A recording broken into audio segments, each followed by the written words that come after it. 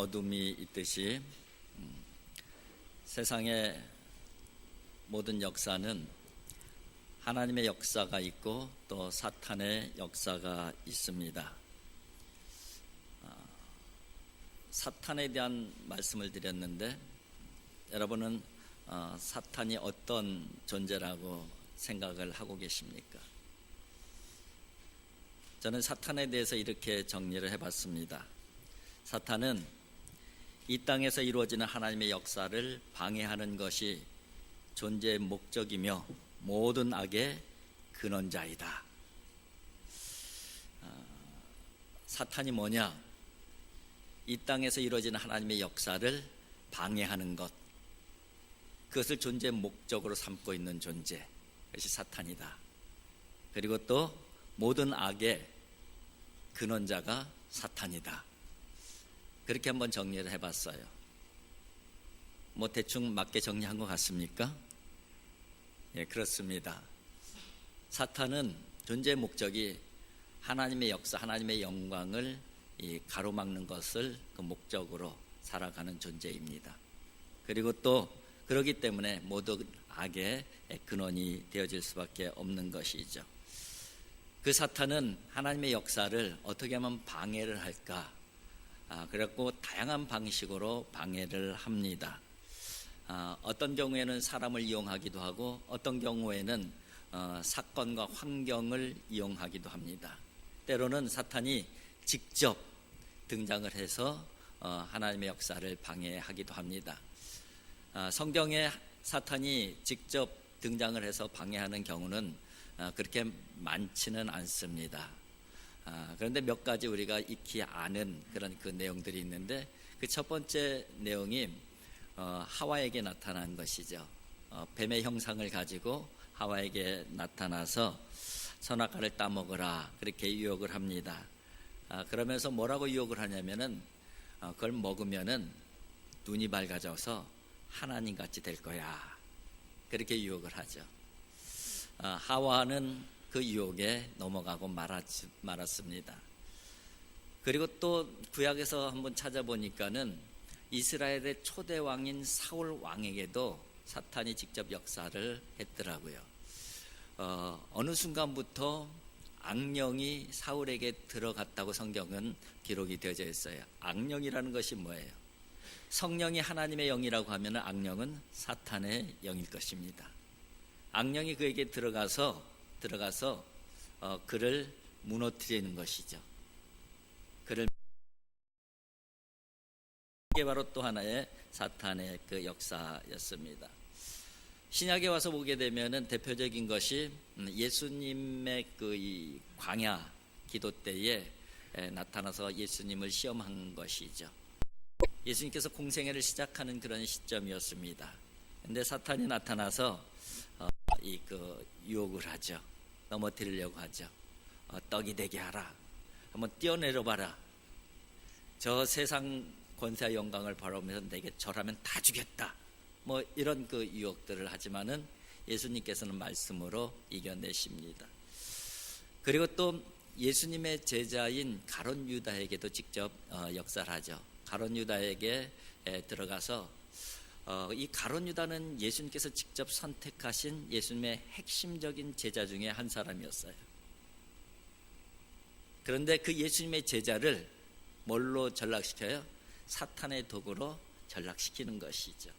그렇게 예수님의 제자까지 망가뜨리는 그 역사, 이것이 또 이 사탄이 직접 나타나서 등장해서 일으킨 어떤 그 방해 공작, 하나님 나라의 방해 공작이라고 할 수가 있는 것이죠. 지금까지 사탄이 직접 나타나고선 역사한 역사를 보게 되면은 이 공통점이 있어요. 어떤 공통점이 있나고 하면은 이 정체성을 무너뜨리고 있어요. 정체성. 하와에게 어떤 유혹을 하죠? 하나님같이 될 거야. 사물의 정체성을 무너지게 해요. 그리고 사울왕에게는 하나님께서 이스라엘의 초대 첫 번째 왕으로 사울을 왕으로 세워주셨어요. 그런데 악령이 그에게 들어가서 이스라엘의 왕으로서의 정체성을 잃어버리고 사적인 감정에 매몰되게 만들어요. 그래서 시기와 질투와 미움을 만들어내는 것이죠. 그렇게 무너뜨리고 있습니다. 예수님의 시험도 마찬가지예요. 예수님의 시험은 구원자의 정체성을 무력화시키는 시도예요. 예수님께서는 구원자이셔요. 하나님의 아들이셔요. 그런데 그 구원자의 목적을 왜곡시키는 것이죠. 떡이 있어야 돼. 사람들에게 박수를 받아야 될 거 아니야. 세상 권세, 영광, 이것이 진짜 목적 아니냐. 구원자의 정체성을 무력화시키려고 하는 시도가 바로 광야의 사탄의 시험이었던 것이죠. 가룟 유다는 왜 예수님께서 그를 제자로 선택했는지, 부르셨는지 그 부분에 대해서 원래 명확하지가 않았어요. 그 틈을 사탄이 들어가서 네가 무슨 예수의 제자냐, 예수님의 제자의 정체성을 완전히 무너뜨려요. 그래서 예수님을 팔아먹게 만드는 것이죠. 이렇게 사탄은 예수님의 제자 가룟 유다를 망가뜨렸습니다. 이 모든 부분들의 공통점은 정체성을 무너뜨린다는 것. 내가 누구인지, 어떤 목적을 가지고 살아가는지, 그것을 잊어버리게 해요.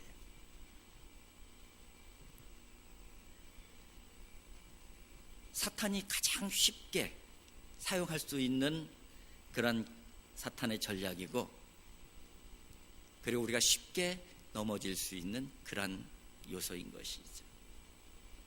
내가 누구인지를 잃어버리게 되면은 우리는 쉽게 사탄의 도구가 되어집니다.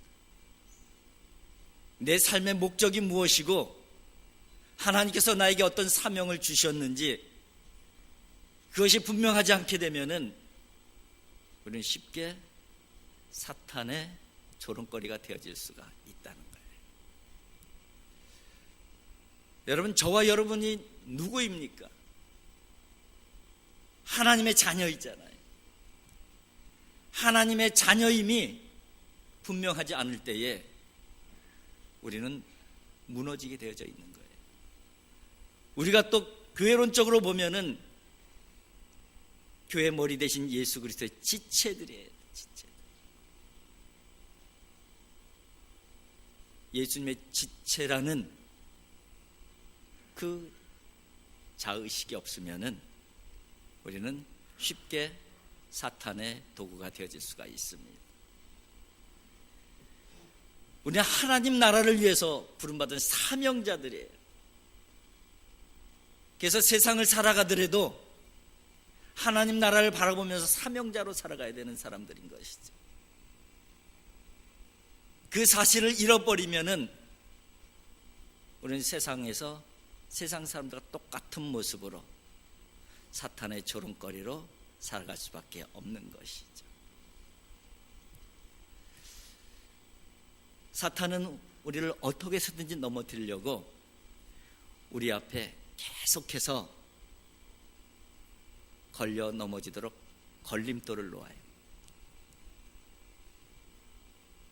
그런데 주님께서는 사탄의 걸림돌에 넘어지지 않게 하시려고 계속해서 디딤돌을 놓아주셔요. 주님께서 놓아주신 디딤돌만 딛고 가게 되면은 우리는 사탄의 걸림돌을 피해갈 수 있는 것이죠. 어떻게 보면은 이것이 우리가 살아가는 삶의 자리 가운데에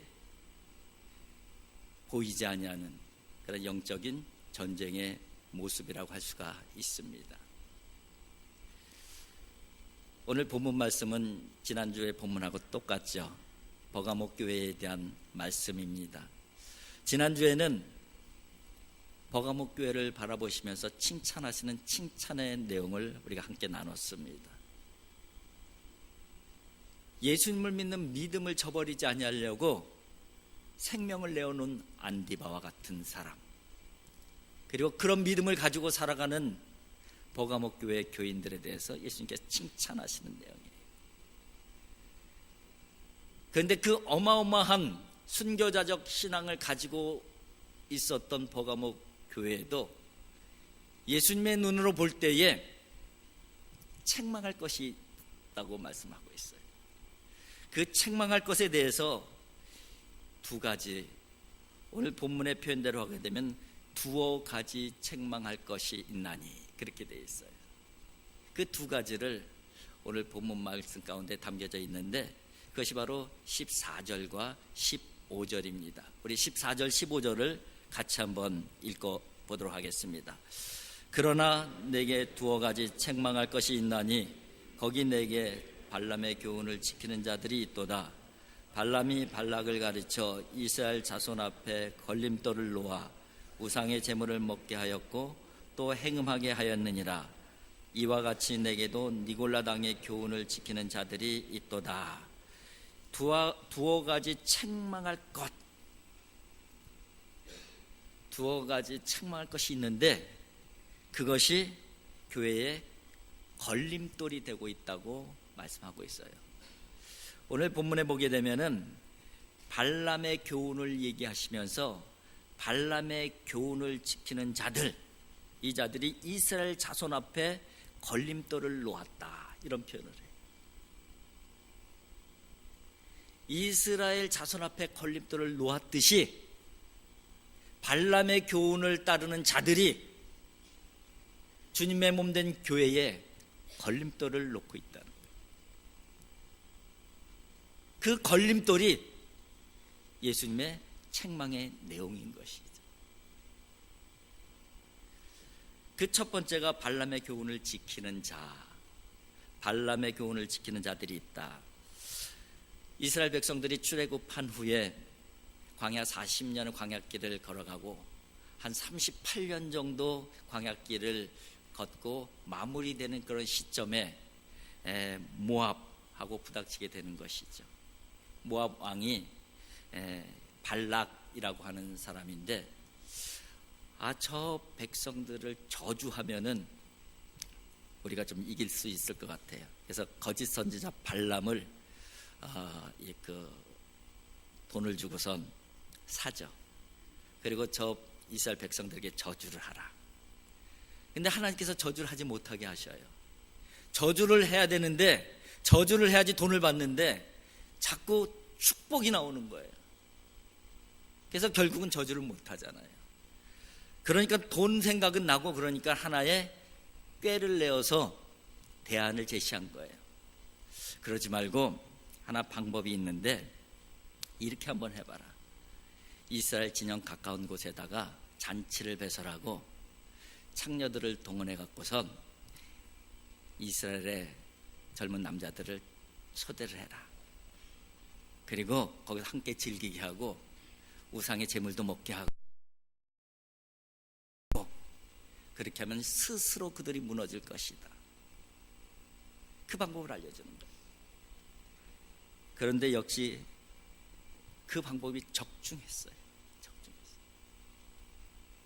이스라엘 남자들이 그곳에 가서 같이 즐기면서 우상의 제물을 먹고 음행에 빠지게 되는 것이죠. 하나님께서 너무 화가 나셨어요. 그래서 이스라엘 진영에 연병을 내리셔갖고 그때 죽은 사람이 24,000명이나 죽습니다. 이 사건의 배경이 되어져.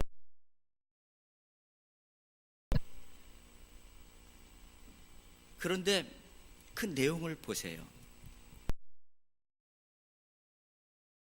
건과 육체적인 쾌락을 이용해서 그들의 뭐를 무너뜨린 거예요? 정체성을 무너뜨린 거예요. 우리는 하나님의 백성이라는 그 정체성을 무너지게 한 거예요.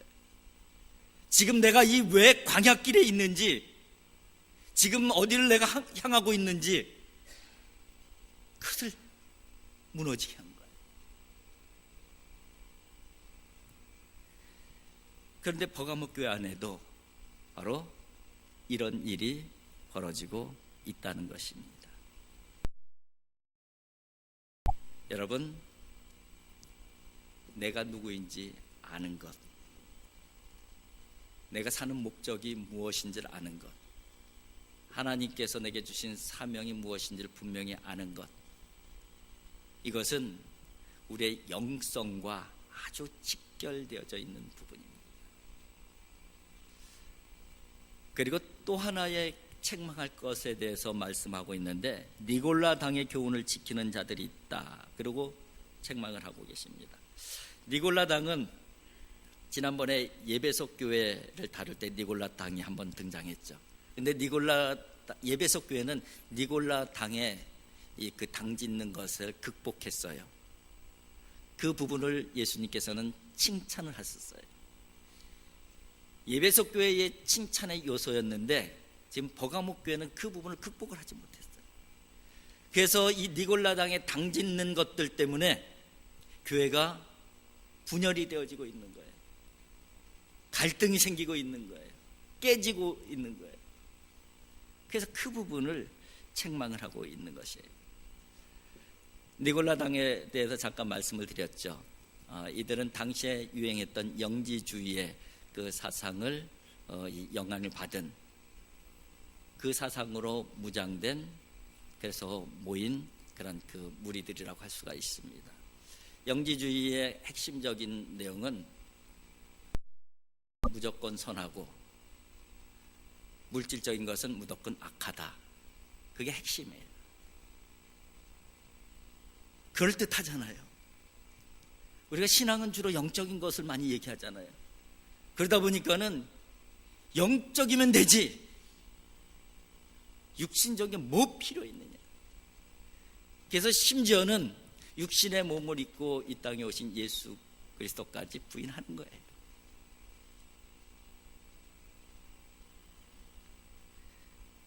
근데 그 신앙이 그들은 옳다고 봤어요. 확신을 했어요. 그러니까 확신하니까 어떻게 해요? 그 이원론적인 사고를 가지고 교회를 보니까 교회가 잘못됐다는 거예요. 교회가 세속화되어져 가고 있다는 거예요. 사도들의 가르침이 잘못됐다는 거예요. 그러니까 이게 교회에 분란이 생기고 분열이 생기는 것이죠. 근데 이런 일들이 버가모 교회만 있었던 것이 아니에요. 초대교회 보게 되면은 초대교회 많은 문제들이 있는데 대표적인 문제 요인이 바로 이 당 짓는 부분인데, 이 당 짓는 부분이 바로 이 니골라당 그리고 영지주의 사상에 물든 그 무리들에 의한 것들이에요. 예배석 교회도 마찬가지였었죠. 그리고 또 로마서 2장 8절에 보면은 이런 말씀을 하셔요. 오직 당을 지어 진리를 쫓지 아니하고 불의를 쫓는 자에게는 노와 분으로 하시리라. 오직 당을 지어 진리를 쫓지 아니하는 불의한 자, 그런 표현되어 있는데, 이것이 바로 영지주의자의 영향을 받은 사람들이거든요. 또 유다서 1장 19절에 보면 이런 표현이 있어요. 이 사람들은 분열을 일으키는 자며 육신에 속한 자며 성령이 없는 자니라. 여기서 분열을 일으키는 자, 이것을 개역 성경에서 보게 되면은 당을 짓는 자, 마찬가지로 영지주의의 이원론적인 사상에 물든 그 무리들을 얘기하고 있어요. 갈라디아서 5장에 보면 성령의 열매에 대해서 나오는데, 성령의 열매와 반한 그런 내용으로 육체의 일에 대해서 언급을 해요. 근데 육체의 일에 대해서 쭉 나열을 하면서 다루고 있는 부분이 당 짓는 부분이 들어가고 있어요. 갈라디아서 5장 19절 20절에 보면 이렇게 되어 있습니다. 육체의 일은 분명하니 곧 음행과 더러운 것과 호색과 우상숭배와 주술과 원수 맺는 것과 분쟁과 시기와 분냉과 당 짓는 것과, 이렇게 되어 있습니다.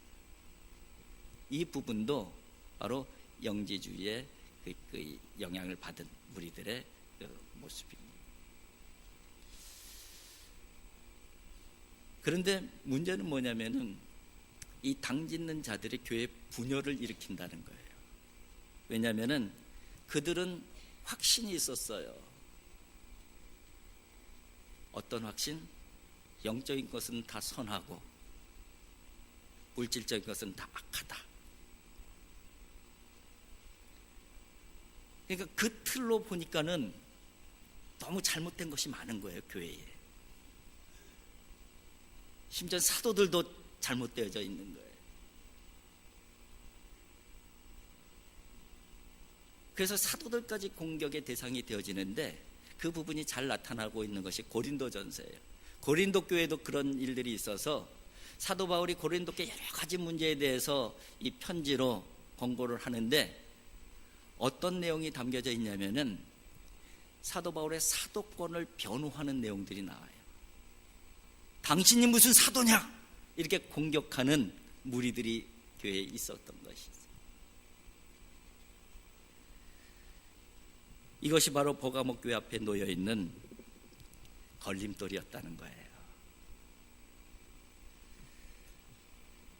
그래서 이 걸림돌을 책망하시는 거예요. 하라. 그거 잘못됐다.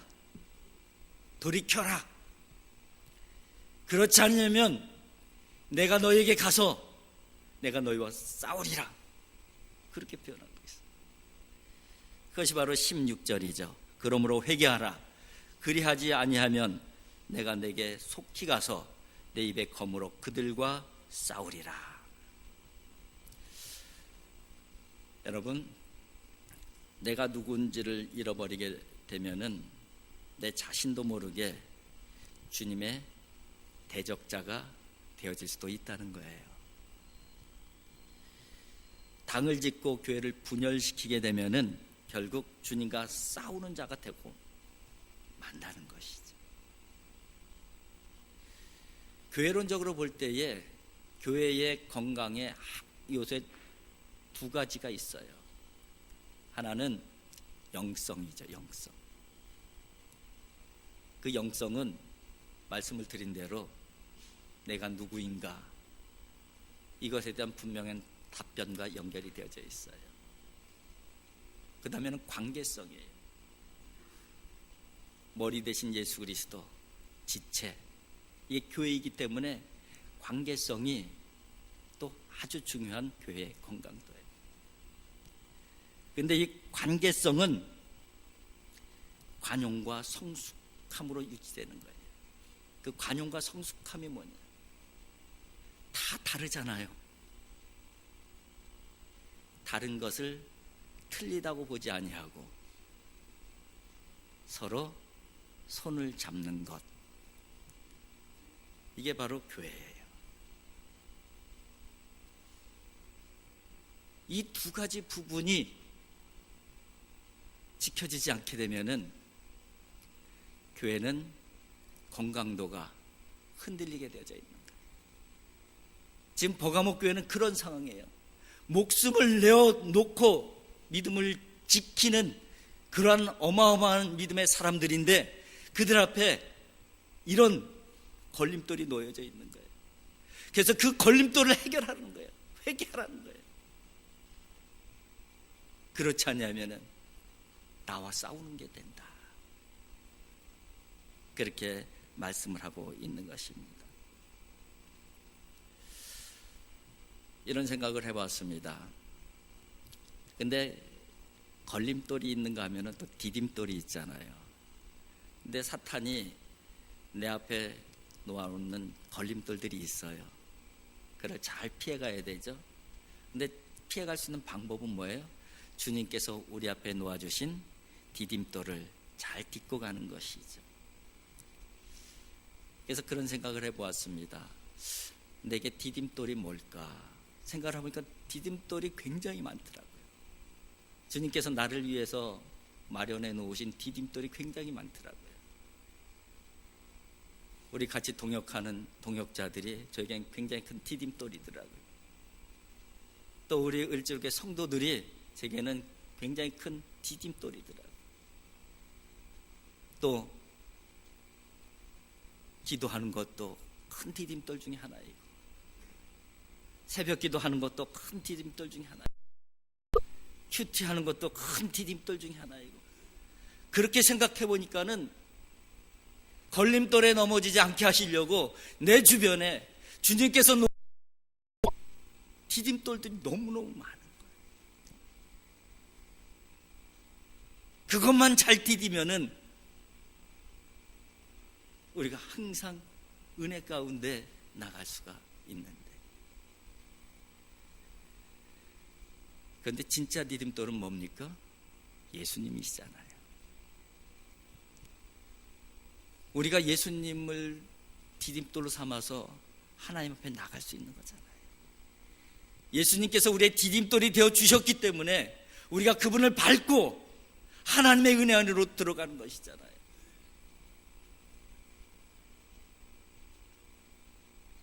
주님이라는 디딤돌이 우리에게 있어요. 우리가 그 디딤돌을 디뎌야 돼요. 그런데 이 디딤돌을 성경에는 뭐라고 표현하고 있냐면은 중보자라고 표현하고 있는 거예요. 우리와 하나님의 중보자 예수 그리스도,